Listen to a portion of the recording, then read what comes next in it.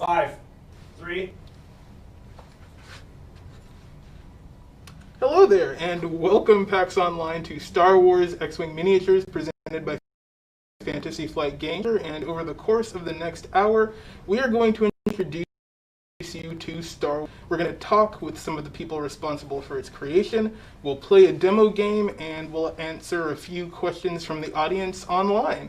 If you do not know what Star Wars X-Wing is, you are absolutely in the right place. This panel is for you. And so we are presenting you with a trailer for our game, so you know a little bit more about it before we come back.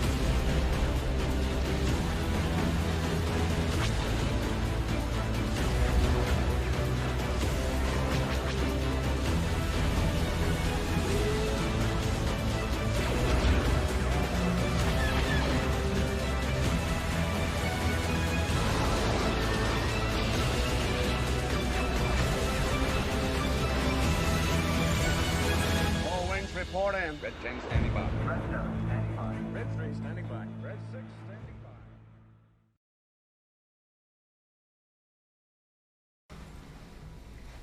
by. And we're back. I am joined for this panel by two of the people who are responsible for the continued evolution of Star Wars X-Wing. Standing here in the flight suit is Gavin Duffy, and to my right is Max Brooke. Gents, thanks for joining us first of all. And let's start out with an introduction. So if the people at home have X-Wing, I'd love to hear how you guys would explain it to somebody who's a noob or a rookie. Max? Definitely, yeah. So rookie pilot flight school. It's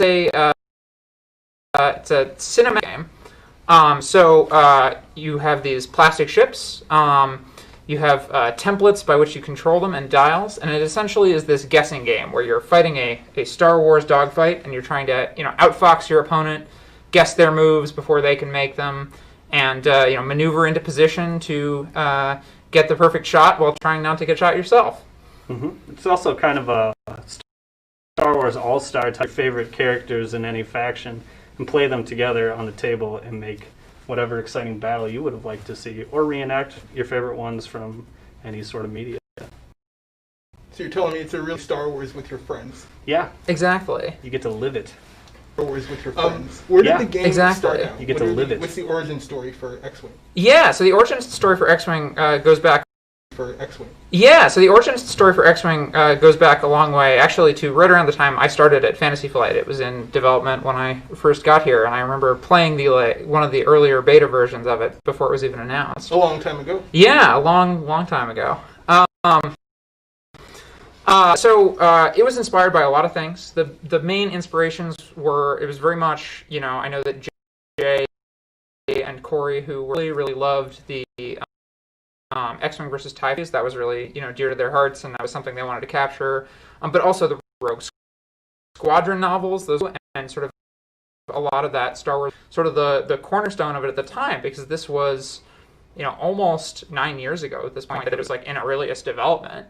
And so, it was before we got this amazing content push of Star Wars we've been enjoying for the last couple of years. Mm-hmm. Now that amazing content push of Star Wars has been really great for X-Wing too, because it's meant that, what started building off of this foundation then got to grow along with the franchise. So, Rebels came out, we got to add all those amazing characters, and it's like, oh, we get the U-Wing now, that's really cool.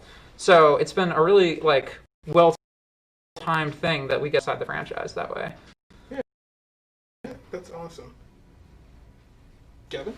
Oh, well, like Max said, we just built a really solid base around basically what you can see on the table here. Fighters, and as we've gotten this big Star Wars renaissance over the last couple of years, we've really gotten to grow alongside it and favorite characters to the game.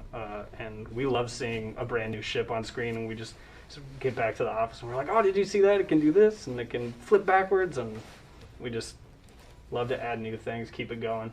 Definitely. Well, and a big part of that has been the second edition, which is, so the game is in its second edition now. After about 5 years, we realized we needed to really revitalize the game and sort of, like, give it a, like an update and, take all the things that we'd learned in those first 5 years. And that was where, Alex and Frank, the developers who worked on it before me and still, consult and give me guidance, show up as Force Ghosts to give me some guidance.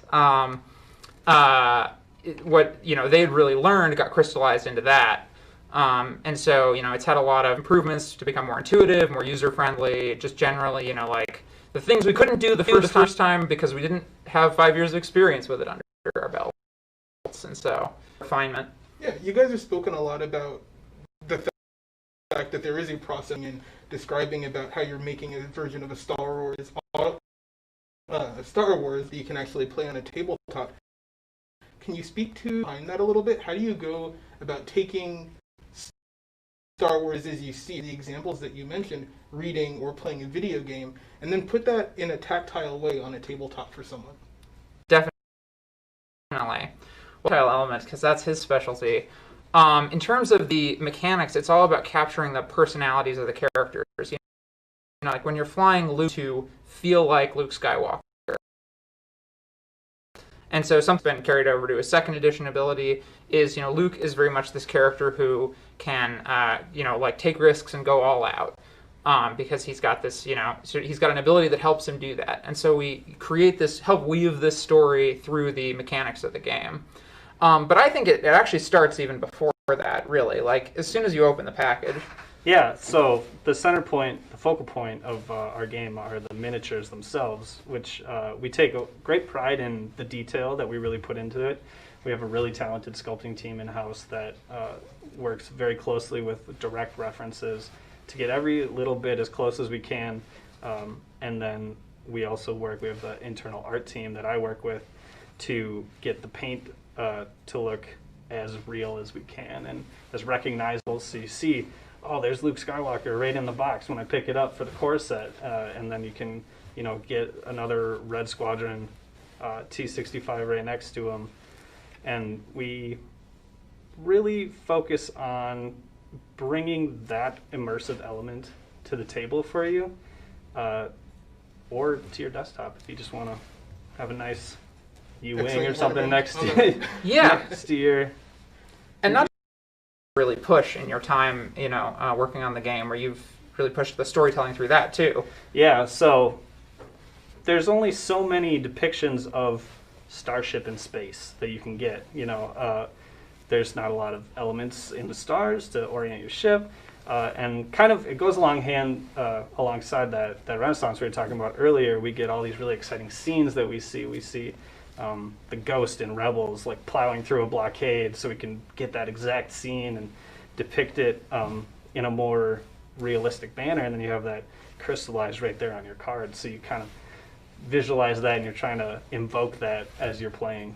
Can I ask you about that? Because both of you have mentioned immersion, and there are lots of different ways for people to immerse themselves in different games. We talked about video games a second ago, we talked about books. While those can be immersive, as we were saying, X-Wing is one of the ways, or one of the best ways in my opinion, that you can actually feel and touch what you're doing as you're moving it across. And for you to actually take that warm Star Wars feeling with you while you're playing the game, these have to look accurate. They have to look like Star Wars. Can you speak a little bit more to the process of how you get it right? How we get it right? Well, like I said, we get some direct assets from the company, from Lucasfilms, so we try and keep that fidelity. We have a lot of internal review to look over those things. We have our well-worn copies of the Blu-rays and such, going back frame by frame. Pretty much every reference you could ever dream of, because there's just so much Star Wars content, even on our team. Like, I am fairly well-versed in the current comic canon. We have people that read all the novels. We have people that are experts basically at certain eras of the trilogies, and so we all kind of pool together, and we have every visual dictionary there is to just try and get it all right for you. So as you're conferring with Lucasfilm, checking a lot of different reference, some of which people haven't seen, I'm assuming, if it's coming from Lucasfilm. Mhm. In the design process for this game over the years, has anything surprised you as you've been designing or looking at finer details? Oh yeah, there's all sorts of things. I mean, just what all the Arabesh on things actually means. There's Yeah, some that's great, always fun to great little decipher things in things. there. We've got our Arabesh decoder sheet that's posted, I think, on your desk now. Right under my computer. We go so I can to. read it. There's always all sorts of great little tidbits in there, like A recent one that comes to mind for me is your surprise at the TIE Brood. and how big it is. Just the sheer scale of it, because you see it chasing the Millennium Falcon, right, through asteroids, and really all you have, Yes. all you have to compare it to are these giant rocks that are flying around. Oh no! So when we actually got the model from its source and then compared it on the table to all our different ships that we had, it was way bigger than we expected it to be. I thought it was like a TIE fighter plus, like, I don't know, maybe little side 10%, you know, and it's like, oh no, this is very big. Mm-hmm. It's a brute. So you're talking scale. So the miniatures also take into account the scale of the ships? Yes, so they're not so they're depending on the miniatures. So pretty much everything that is in the like small to like large category. So basically everything up to the Millennium Falcon and the Ghost and stuff like that is pretty darn near in scale with each other. There are some ships where the scales aren't always 100% consistent in the source materials, and so we've gone with whatever Lucasfilm feels is the best number for that. But they're all pretty darn close. For our huge ships, they're a little bit out of scale, but they're in a like organized way. They're scaled down a little bit, just so that they're not so big that you can't actually play the game with them. So even the larger ships that aren't necessarily in scale as far as in the Star Wars galaxy are still in scale to the game, so that you're still balancing that authenticity here. Yeah. Yeah. It might be hard to fit a real Tantive on the table next to an X-Wing. Oh, but look, Oh there's yes, one here right they there. are. Yes, Ah. yes, the Tantive. So yeah, well, I think the full scale of this would be a bit bigger. It's not that much bigger, but it was needed to be scaled down a little bit to be viable. But it's pretty close, and it looks about right. Yeah, a lot of times we'll use the cockpit area of a ship to compare and make sure that things are in scale to each other. And actually kind of the opposite of what Max was saying with our huge ships, with the advent of our Clone Wars era factions, those are actually scaled up just a little bit compared to our regular scaling, because all the ships are so small. Like you don't have to fit a human in the Vulture droid. It's got to be fast. It's got to go. The Eta 2 is a great example. Like if we produced it at scale, it would be, tiny. Yeah, well, and those guys are all in scale with each other too. They're in scale to each other. So within an era and sort of size class, pretty much everything tends to be in scale with itself, and like other similar things. We didn't want the Eta 2 and the Vulture to look wrong together on the table, right? Like the important thing is like, the X-wing and the TIE fighter need to look good. But it's not necessarily critically important that the like X-wing and the Vulture droid are like exactly perfect to each other. If that would make the Vulture droid so tiny you couldn't really do anything with it. Yeah. So you guys have been through the authenticity as far as the look and the feel of the game. But the game itself is really what's going to keep somebody coming back or hold their interest after they've played 1 or 2 rounds. How do you go about designing a game that is that intricate, but also easier to pick up for the first time? Yeah, well, it's funny you said pick up. It's the dials. So the dials that X-Wing uses, which I realize are now too tiny on this camera to see, but they contain a number of maneuvers, and each ship has a set of maneuvers that is essentially unique. I think there are a few ships that have the same maneuver set, but basically every ship has its own unique maneuver set. And these determine how fast it can go, they determine what angles it can turn to, etc. And so through this dial, we can control sort of like how it feels to fly the ship. And that's where you really get that immersion and also the like uniqueness of the different ships. So like the TIE fighter is, like one of the most nimble ships in the game. It's really good at going fast. It's really good at, it's pretty good at turning around. It's pretty good at, like staying ahead of enemies. It's actually struggles to go slowly a little bit. Meanwhile, the X-Wing is like very solid, very steady. It's not, a Y-Wing. It's got some good maneuverability to it. It's not, a tank. It's nimble, but it's not as nimble as, say, an A-Wing or a TIE Fighter or a TIE Interceptor or something like that. And so the dials give us a lot of control over that, and a lot of control over the way the ship feels to play.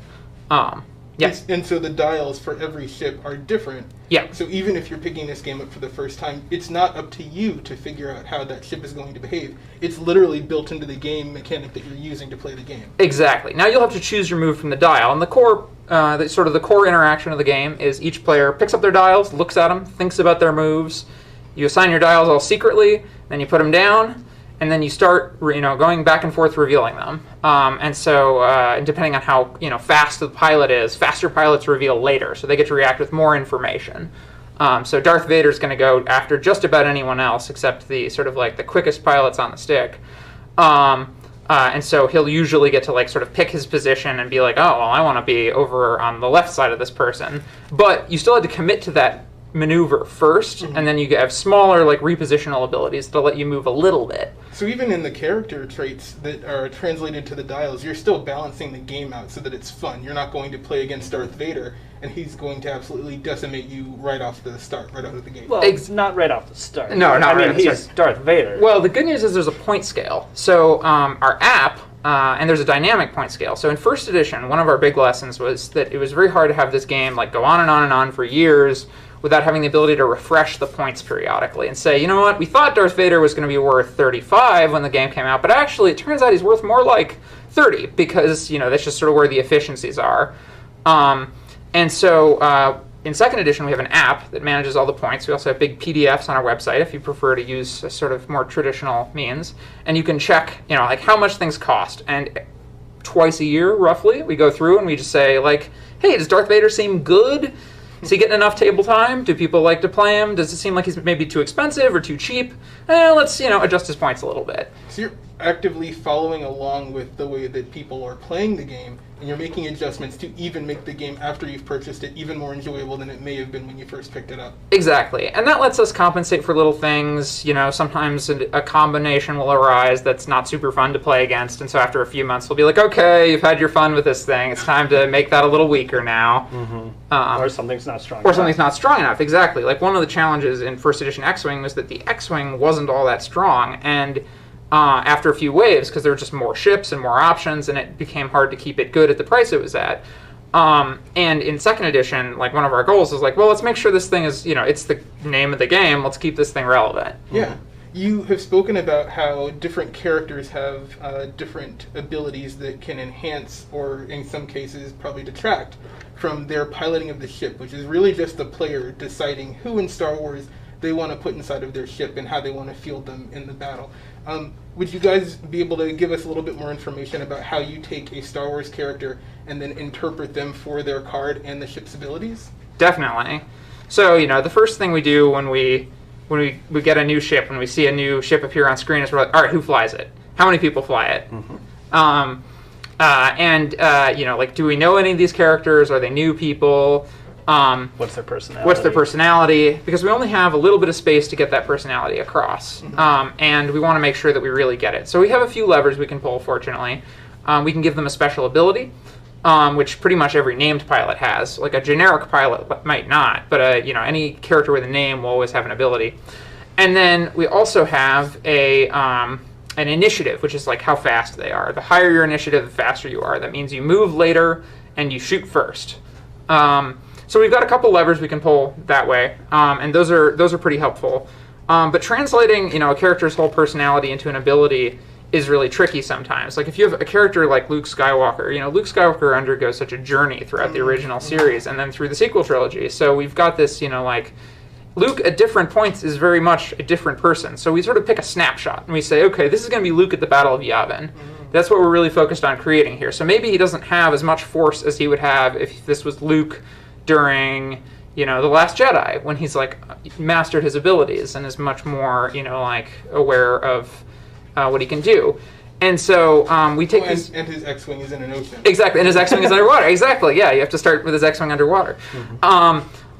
So that's nice, and we have these subtitles for the characters that we can use to relate that. So we have, Luke Skywalker Red 5, but we could, later do another Luke Skywalker with a different subtitle. Good example of that is Anakin Skywalker. Yes, Anakin Skywalker has a ton of different appearances. We've got everything from Anakin at the Battle of Naboo to Anakin at the Battle of Coruscant? Battle of Coruscant, exactly. And so it covers a large swath of this character's life, and he has a better initiative and better ability and all these things because he's to recognize that growth. In one case he's a child prodigy, but still a child, and in the other case he's he's learned there's more almost a tricks Jedi than master. Yeah, he's learned there's more tricks than spinning. Exactly. So even embedded within the gameplay, even if you're not coming up with a backstory for the battle that you and your friends are playing, you still have story built into the game so that it again reflects the authentic kind of Star Wars experience. Do you find it hard to watch new Star Wars content without working in the back of your head? I have to go into it thinking that I'm gonna watch it for fun first. Does that work though? No.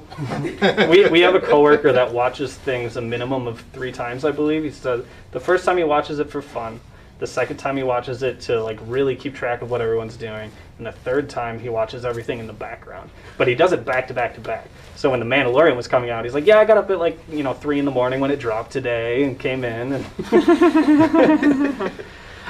See, I really love my work, so it's easy for me. Wait, are you the coworker? No, I'm not that coworker. I'm not. I just watch it with the mechanics in mind from the start. And as soon as I'm watching that battle in Rogue One, I'm like, oh, could we do like a thing where you're fighting at a shield gate? Like that would be really cool.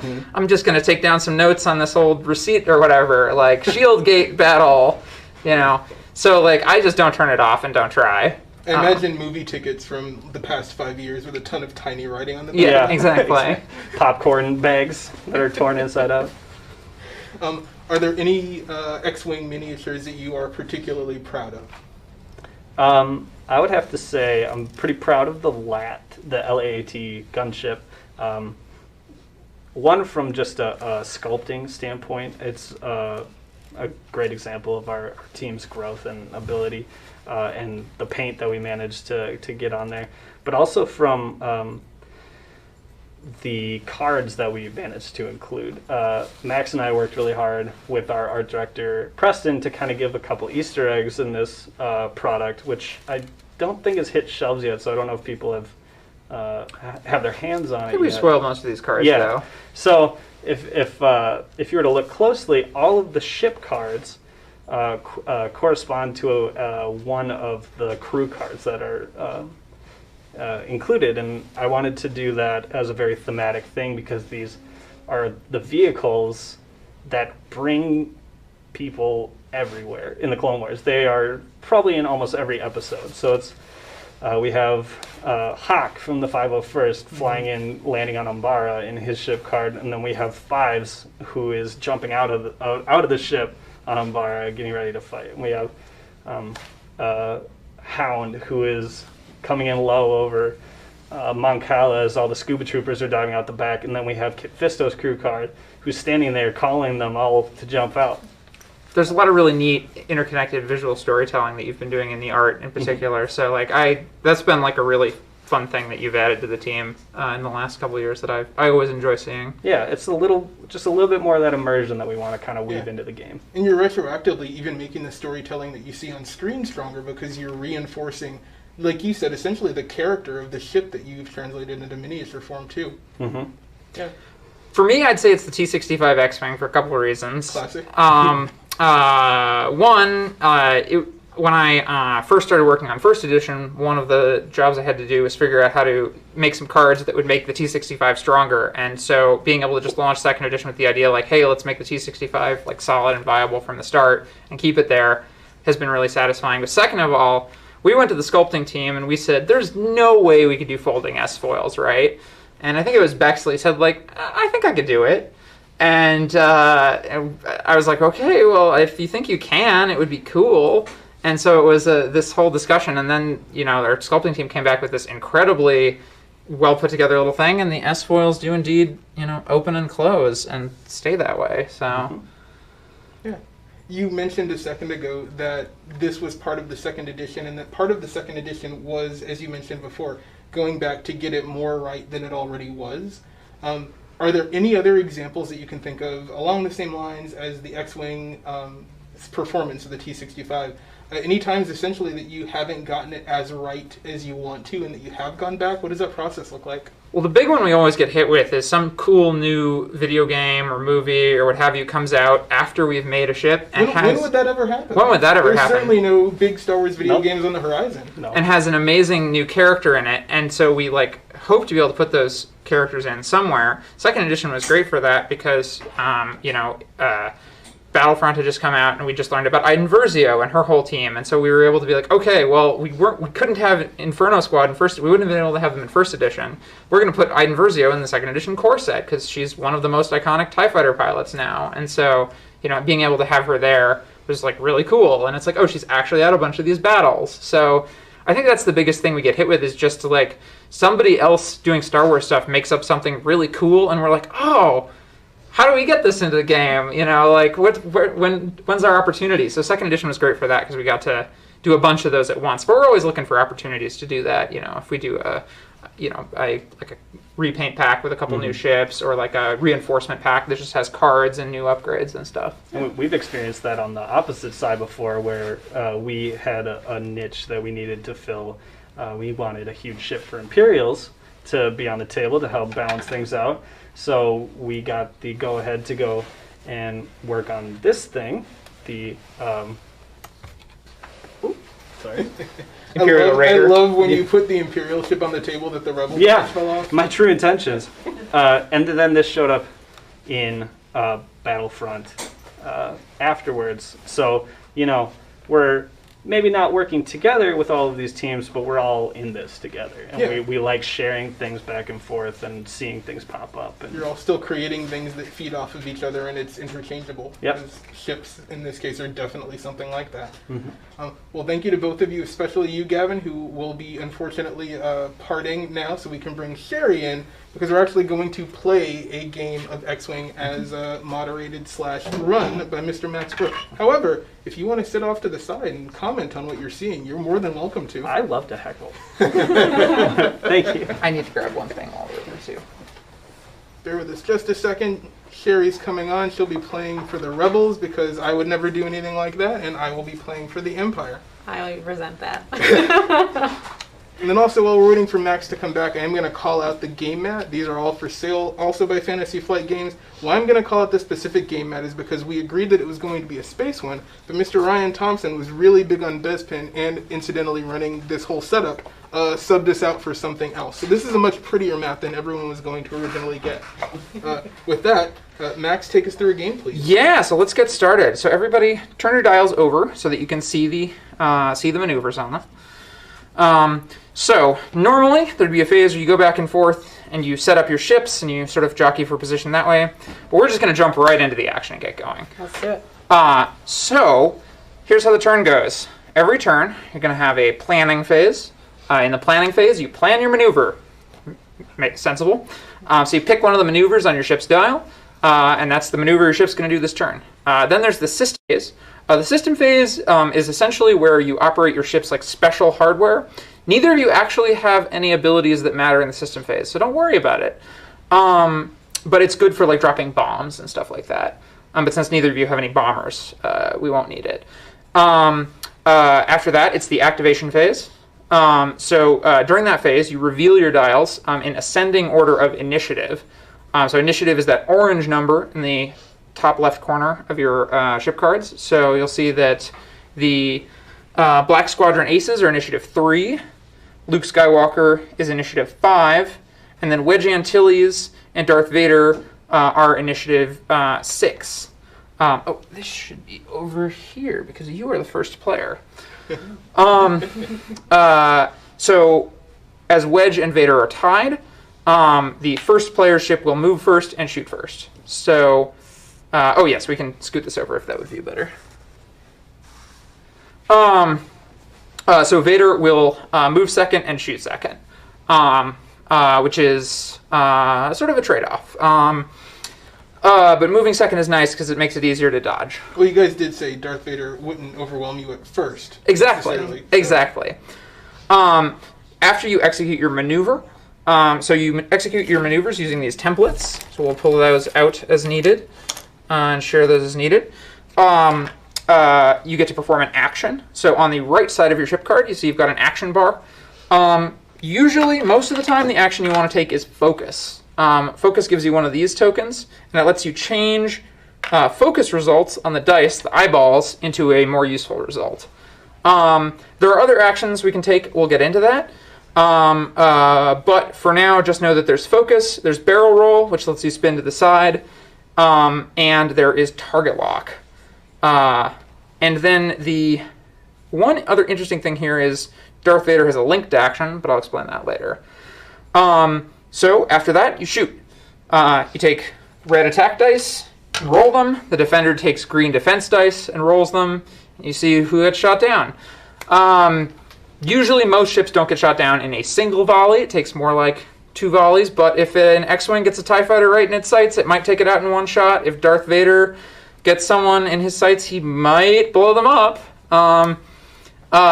It's unlikely, but like everything with statistics, it will happen to you occasionally.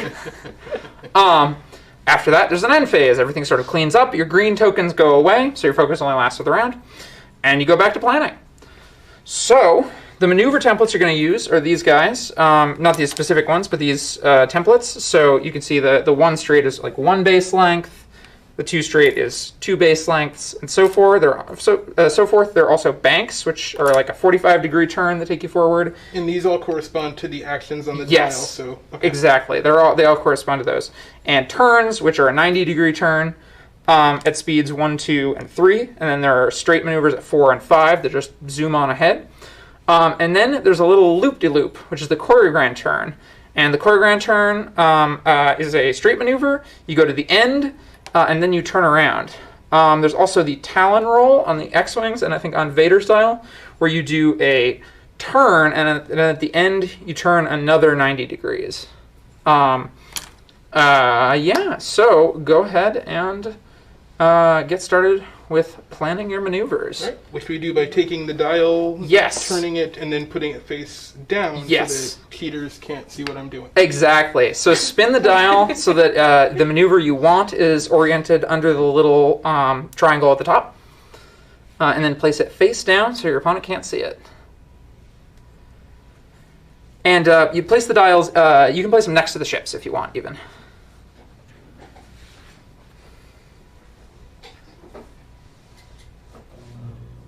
Let's swap the positions of these guys so that number 1 and number 2 are under there. I messed that up at the beginning. You can just blame Ryan. Yeah, that's true. I could blame Ryan. It wasn't his fault, though.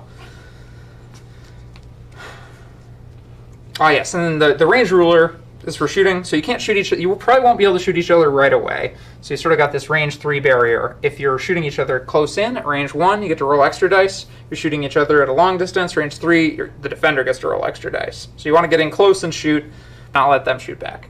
So again, exemplifying exactly what you and Gavin were saying, all of the trappings of the game are designed to make it easy to pick up, like you were talking about. So you're making decisions, but as far as where you're going, it's all predetermined. 1 by the dial, and 2 by the corresponding directions. Yeah. The other things to keep in mind, so all of your ships have 90-degree front arcs, so they got this little arc in front of them that they can shoot in, but otherwise they can't shoot. So if something is over here, it can't shoot it. And of course, there's some asteroids and debris on the field. We'll get into what happens if you fly onto those, but for now, try not to. Those are bad. That one's going to hit Cloud City. Eventually. It's in a decaying orbit. It'll be there for another. You could hit it first and save Cloud City.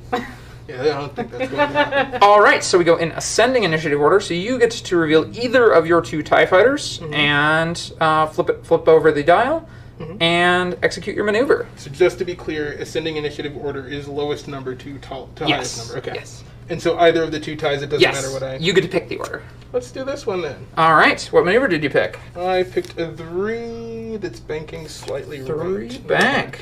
All right. Thank you. So go ahead and align those to the front guides. Look, there are 2 guides at the top. And the center will also line up with the center. Move that to the end. And there you go.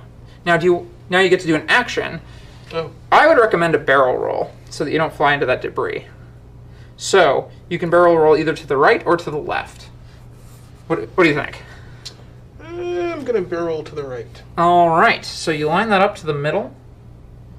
And then then move this guy over here, and then you can choose to go here, here, or here. I like what you just did, so I'll keep it there. Perfect. All right, then. And the other TIE fighter. Also banking, but this one's left. Ah. Oh, 3. Same, yeah. Same template. And now that I'm looking at the debris here, I'm wondering why there seems to be more on this side than the far side, but that's okay. That'll actually be advantageous to you as the battle goes on, though, because you're moving that way, so... And then I can execute a maneuver, you said, right? Yes, an action. Yes. An action, excuse me. So a barrel roll. Yeah, there you go. You'll get around that way. So this is another thing, too, where you want to start thinking about your next turn as well. Mm-hmm. And since you're not going to get shot this turn, almost certainly, you can sort of comfortably take those barrel rolls and not worry about having to defend. Mm-hmm. There are actions you can take that boost your defense, like focus or evade. Mm-hmm. All right, next is the Luke. All right. And then Wedge. Both going straight. All right, 3 straight. Mm-hmm.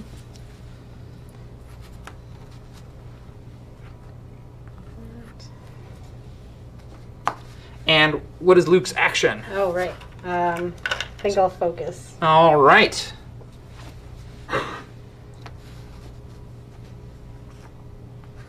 And then Wedge will also focus. That makes sense. Focus is always a good action to take if you don't know what to do. Honestly, I think it's the right call in this situation, because you don't want to rush the engagement. I'm assuming that... And then next is Lord Vader. He's going to go forward 5. Ooh. All right, well, there might be shooting this turn. You're just aiming straight for the debris. You know, In all air. that's how it is, apparently. Angles. And so no, I do want to ask for a second. So Yeah. we are basically taking actions that you're recommending, but can you stop for just a second and explain what actions are available to us and how we know that? Definitely. So the actions are along the right side of your card. So you've got this bar here. Mm-hmm. So the eyeball is focus, so that gives you a focus token. Mm-hmm. The squiggly line with the dot is evade. That gives you an evade token. Evade is purely defensive, but it guarantees a defense result, whereas focus alters your focus results to good results. So you can still roll blanks with a focus, whereas evade is guaranteed. Mm-hmm. And then finally, you've got barrel roll in the TIE fighters, which, as discussed. Vader has 2 other options that are interesting. So Vader has target lock. So if something is close enough to you, you can target lock it. It's within range 3. I'm going to eyeball that you can't quite reach with the target lock. You take this little token and place it on another ship. So Vader's got the number 8, so you place the 8 on that other ship, and then Vader has a lock on it. And the target lock can be used to reroll attack dice. So it's very strong. Vader's ship also has a ship ability, so not only can we give the pilot ability, we can also give the chassis an ability. Mm-hmm. So the TIE Advanced X1 has the chassis ability that gives it a boost when it has a target lock. So getting target lock is very nice for Vader. The other interesting thing Vader has, though, is Vader has a linked action. So Vader can do a focus into a barrel roll. However, the barrel roll is red, so he has to take a stress token to do it.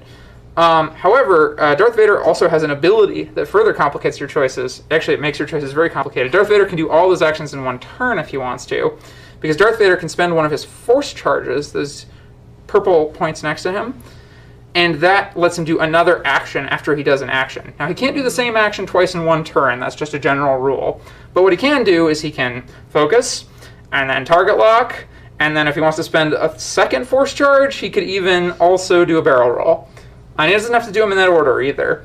So for instance, if you wanted to, you could have Vader barrel roll and then focus to try to avoid that and then do that. Or barrel roll, try to get enough distance to maybe be able to do a target lock. Mm-hmm. Let's go ahead and do that. I'm looking forward to shooting somebody. Alrighty.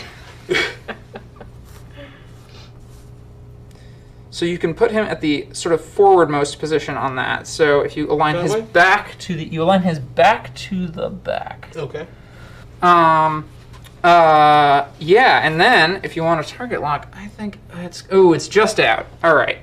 So you're not quite close enough to target lock, but you can do that. and that's your action. We know now that nobody's close enough to shoot anybody, so we don't have to worry about it. But soon.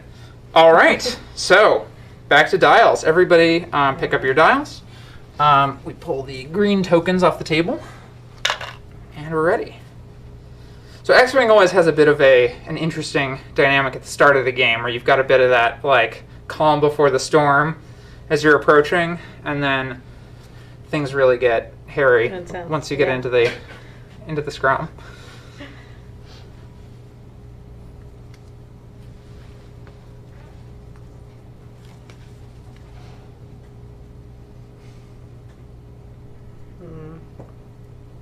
Trying to figure out what you're going to do. Which is a fun part of the game. I'm doing the same thing. That's the head game. And as you get into the game, there are like more advanced options too. So we kept it simple for this demo. But for instance, there are force power upgrades, and one of those that Vader could have paid points to equip is a force power upgrade that lets him see the dial of an enemy ship. Oh. So in that case, just because I think that's hilarious, Sherry would make her choice, put it down, and then I would be able to play this and just pick it up and look at it. Yes. You do it during, actually it'd be something that happens in the... Gavin's laughing off screen. Sherry, he's headed for the rocks. Yeah. Just point that way. Alright, I think I... Alright. Again, we begin with the TIE Fighters. And the nice part about having two guys at the same initiative is they can go in whatever order you want. So it doesn't matter too much because they're far apart, but if they were right near each other, right, what do we need here? A slight Authority bank. Ooh, nice. That's some precision rocket surgery in there. Thank you. And since I'm not going to crash into anything, if I'm remembering correctly, I can select a focus token. You certainly can. Thank you. Next TIE Fighter. Same thing, different direction. Oh, very nice. And I'll take another focus token, please. Alrighty. Thank you. Of course. Sherry. Alright. Let's see what I chose. Okay, 2 straight. Oh, nice. This is a good safe option.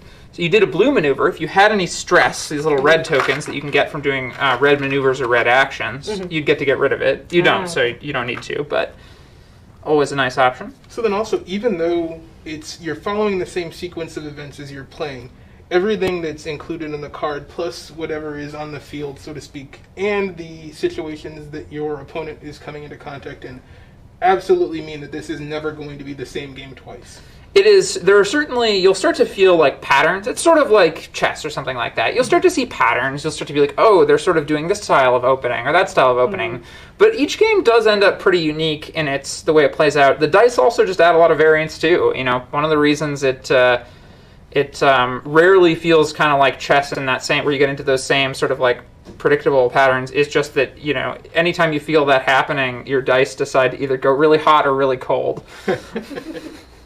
What action would you like to have Luke do? So am I able to target lock from where I am? You certainly are. So you could target lock either Vader or this TIE Fighter. I think I'll go for the TIE Fighter. Alrighty, so go ahead and put your lock out on that TIE Fighter. Alright, which one is that? That's that one. Just on the TIE Fighter? Right here. Or on? Because Perfect. You own it now. Alright, and Wedge. Alright, Wedge is going to go to the left. Nice, okay. Creating the kill box. Vader's going to have to avoid that. Yeah. And what's Wedge going to do? And I think he's also going to target lock. Nice, alright. So I think Wedge has only got, Wedge has to target lock Vader. That's totally fine with me. Alright.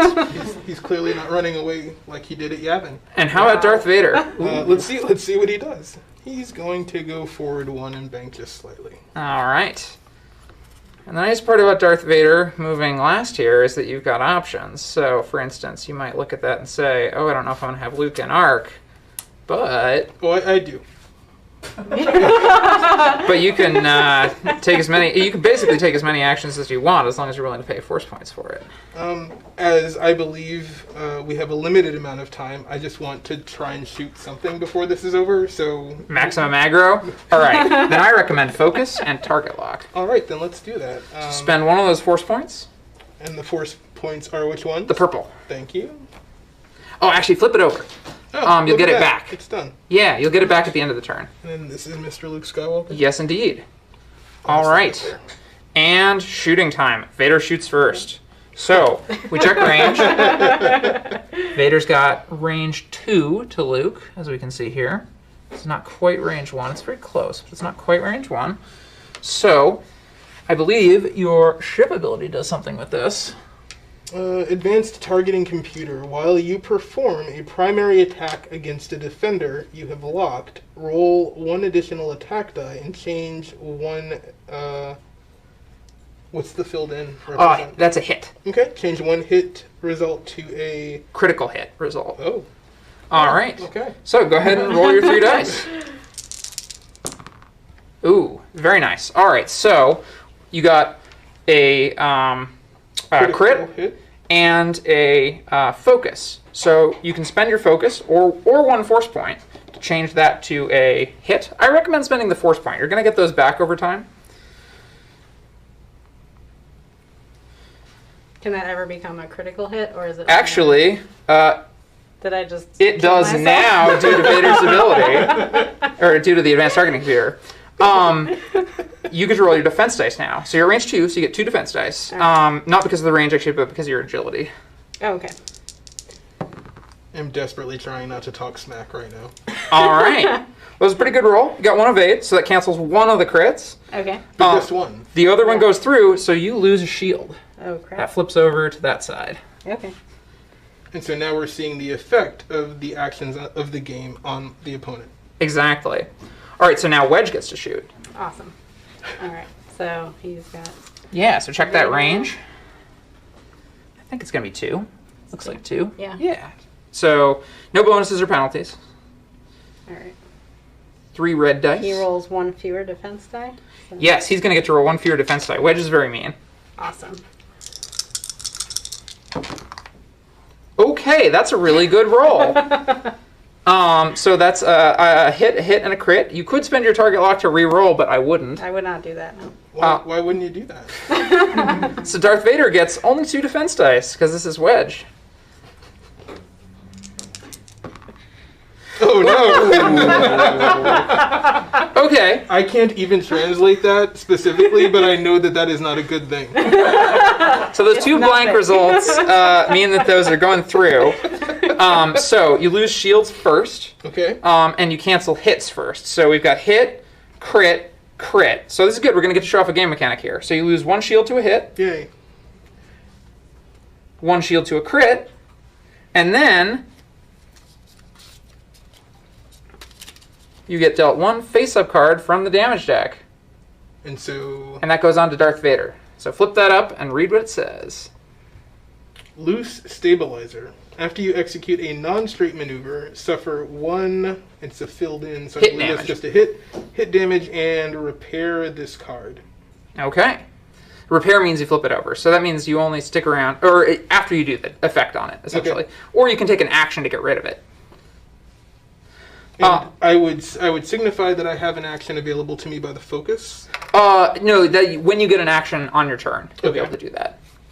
And then there's a little critical hit token in the box that I forgot to bring over that we could put out to help remember. Can I pause for just a second? And then I want to put this here because we were talking about character building through both the pilots and the ships themselves. Yeah. So this would be, because Sherry chose what she chose, and I'm getting messed up right now, my ship has suffered damage. Yes. And the damage that it's suffering is totally something that's in the Star Wars galaxy. So again, that character building here is where the fun doesn't necessarily begin, but continue on with the game. Yes, yes. Fun is beginning for someone, but it might be Sherry. Yeah, I was going to say, it's not me. I'm having a great time. All right. So next to shoot is Luke. All right. So you're in an interesting situation here. You can either really? double down on Vader, Oh. or you can go after the TIE fighter you locked. So I'm gonna go with for Vader. No one wants any comments from anyone who's outside of the scope of this. Alrighty, so you check range Yeah. to Vader. I'm pretty sure it's going to be 2. So because I have him target locked, I can. You can still shoot Vader. You Still just shoot can't Vader? spend your target lock. So you're giving up the target lock. I mean, the target lock sticks around, but you're not going to be able to use it. But I think you should take the shot at Vader. All right, so Max. it's 2. You know I would choose that. I do know you would choose that. Okay. So that's a decent roll, Yeah. but you can use the Force. Because you're Luke, you can afford to be a little reckless about it. This Okay. is reckless, young hotshot Luke. So go ahead and spend one of those Force charges All right. to turn one of those focuses into a hit. Oh. All right. Now, Darth Vader, you get your full defense dice this time, unfortunately. I said unfortunately. He did. I said, he did. I said fortunately. Oh, I said okay. fortunately. I wasn't going to. Oh! Yay, Sherry! That's perfect. Oof. Okay, so I think that's the end of Darth Vader. Already? Well, You're gonna spin out into space and then return in the next yeah. So you get not dealt 2 more actually damage gone. cards, which equals your haul of 3. Oh man. So that is the end of Darth Vader. So Luke Skywalker turned to the dark side. Yeah. All right. So I didn't do it out of hatred. no, that's okay. I'm just proud that you did it. So at this point, we've reached the point in the game where the game's story is played out and Darth Vader is gone. What happens to the ship? Do you remove it? So you remove the ship, put it on its ship card, and if you're playing in a tournament game, that'll contribute to Sherry's score. A lot of times in a tournament game, sort of like soccer doesn't end with one team completely wiped out. It just ends when the time ends. In a lot of tournament games, it just goes to time, and then you'll tally up. So you're behind now, but this actually isn't an unwinnable situation. And so, if you were able to take out Wedge, you would probably win on score because wedges, I think, they're pretty close. We have to check. I think she'd win, but it'd be close. And so, there's similar things like that. And so, at this point, you're going to want to try to play carefully to keep your pieces in play, or play really aggressively to try to take something out. Awesome. Not really, but whatever. I thought it was a lot. Those are like my dice. The Force was strong with Sherry. Yeah. Again, Gavin, no one wants to hear what I do think it's hilarious that right after you said that your dice will run really well and then all of a sudden they're cold, that's exactly what happened to me. Yeah. I'm not going to blame you, but So there's still one more shot here. You've got a shot at Luke. Oh, you can try. I don't need the pity. So you're going to get to throw 3 dice at Luke. You've got a focus token, and you can afford to spend it. You said 3 and you gave me 2. Sorry, 2. It was 2. Okay. It was 2. If you're at range 1, it'd be 3. Okay. You can spend that focus token safely because there's no more shooting. So if you spend the focus, you get to change that focus to a hit, and then Luke has to defend against A that. hit, not a critical hit. Not a critical hit. Okay. Okay. And then you get to roll. Are we range 3 here? I think it's just in range. Yeah, it's range 2. Okay. So just 2 defense dice. But before that happens, what does Luke's ability say? Oh, after you become the defender before dice are rolled, you may recover 1 force token. Yes. So before my dice are rolled, not before his dice are rolled. Yeah, it was actually should have been before his dice were rolled. Okay. I screwed up the timing a That's little, okay. but Wow, you start winning and you get cocky and calling out the person who literally makes the game. she's right though. Is the thing. All right, so you have choices here. You can spend a force charge. You will get that back at the end of the round. You want to do it? Yeah. Do it. So Oh. evade both of them. So Luke evades. Yay. All right, and then we go back to dials. I don't know how we were doing on time, but I think we have about 10 minutes left. 7 minutes left. So maybe I can do something before. you can definitely do something. The game can spin fast. I once had a game where Luke, due to a bad run-in with an asteroid, Luke went from full health to dead in 1 turn. So it can happen. Like father, like son. Nobody asked you, Gavin. Really, man? I only made fun of you once when the patch fell off. And the patch fell off twice. So I just get this one. Yes, that comes back. Vader would recover his force charges were he Yes, we know. Vader is off of the field. still with us. Do the target locks go away? Target locks do not go away. They stick Oh, okay. around. That sucks. Although Vader's. Yeah, probably- Vader's doesn't You go probably away. can't still watch. Oh man, what am I gonna do? Win. Thank you. That's my goal. Ryan.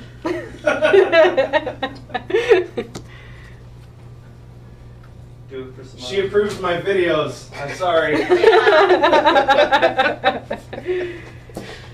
Alright, Thank I'm not you. really sure what this maneuver is going to do, but I'm going to do it anyway. See what happens. All right. I may regret it. TIE Fighters first. Yay, that's working out so well. Ooh. Choreograph maneuver. I like it. Thank you.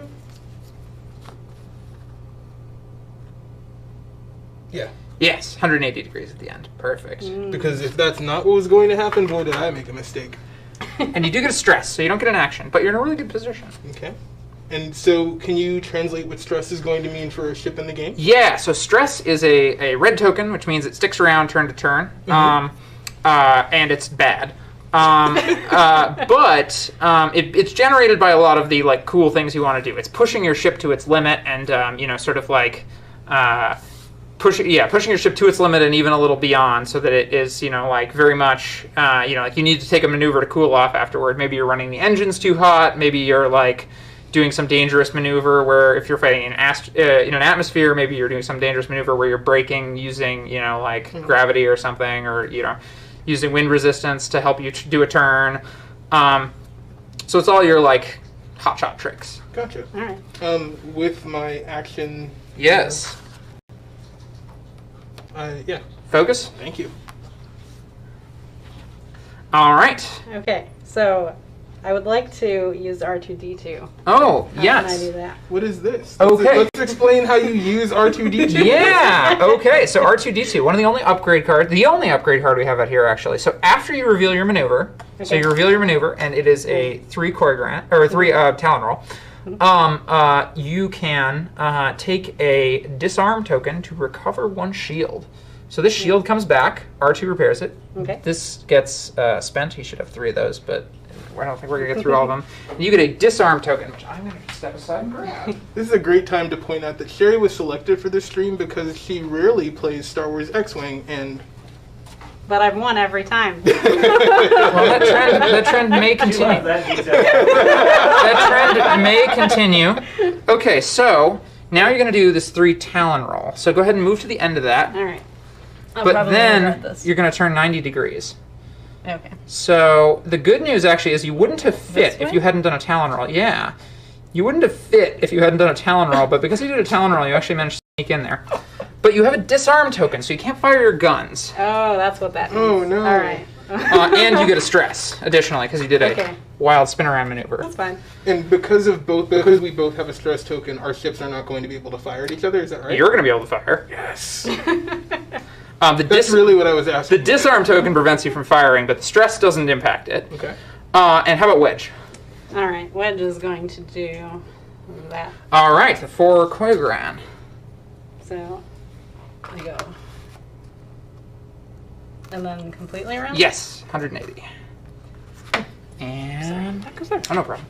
All right, so now we go to shooting. Wedge is first. I think Wedge has a shot here. It's not a great shot, but it is a shot, and Wedge's shots are always good shots. Well, my rolls are pretty good, so. That's true. Your rolls are pretty good. I probably just jinxed myself. 25 minutes ago, you weren't saying anything, and now. All right, so we've got 1 hit. So it would normally be 4 dice because you're at range 3, but it's Wedge, so it's only 3 because he takes 1 away. But it is 3 dice against 1 hit. There we go. There we go. Where did we go just now? So you got the evade you needed, and you're good. Excellent. All right. Next is going to be Luke, but he can't fire. After that, we're on to the TIE Fighters. All right. Thank you. We are at 1 minute. I am very desperate to try and do something on this game, but I do want to take this opportunity to thank you for joining us for PAX Online. And if you are interested in playing X-Wing and want to see more from us, you can go to xwing.com. No other website, just xwing.com. It'll lead you straight to the game, and it has all the information you need to purchase the game and a lot of resources to help you play the game better and explore the game. Again, thanks for watching, and have a great night or day, depending on where you are around the world. Remember, Justin, I saved you by ending the stream. You didn't lose on camera. Yes, I did. We can do 2 more turns, right? I just want to shoot somebody. Oh yeah, definitely. Shoot him up. Shoot him up. So, 2 focus. Oof. It doesn't matter. Actually, what the fuck? Wait, we are done, right? No. 30 seconds. You're done. Well, okay. What do those mean for our round here? Okay, so that's a pair of focus results. So unfortunately, you need a focus token to be able to take advantage of those. So your attack does not hit. Sherry's defense dice were 2 evades, so had your attack hit, it still would have missed. Yeah. Okay. Let's try, though. I think that's emblematic of how the dice have been this game. Justin, I really feel your pain. My dice are always very cold. Wow. So we would be going back to... You've got another TIE Fighter shot, actually. Okay, and this one has that's focus. That's okay. I'm still going to roll the dice. All right, so you get 2 dice this time because it's range So 3. if Nice. All right, so you only technically shoot 2 dice, but we're gonna randomly remove this one. I can't do it All that right. way. Well, we'll remove. It doesn't matter because you've got the focus result. Okay. So you're gonna have 2 hits either way. Okay. Because you don't need to spend that focus on defense. Okay. So you get to spend the focus. You get 2 hits. Wedge is gonna get 3 dice here to defend That's the other one. because it's range 3. Okay, You have that's a one. hit on Wedge. So mark a shield off. Okay. Ooh. He got hit one time and still has his shields up. Starts with shields. It does. All right, and then Max has been very nice to let us go overtime, so this has been streaming the whole time. Are you still streaming? and then we go back to dials. Of course, he Awesome. wasn't going to tell I us. will keep. I wish I had known like 5 minutes ago when I said things I should not have said. We should end it out, though. Yeah, we're good to go. We've already closed again. At this point, you could just go to justinloseshorribly at xwing.com. I will plug once again both fantasyflightgames.com or xwing.com, which is really your resource for finding out more about the game. Once more, thank you for laughing at me this evening. Please don't tell too many people what happened here tonight, and we look forward to seeing you on another live stream. Thanks again, PAX.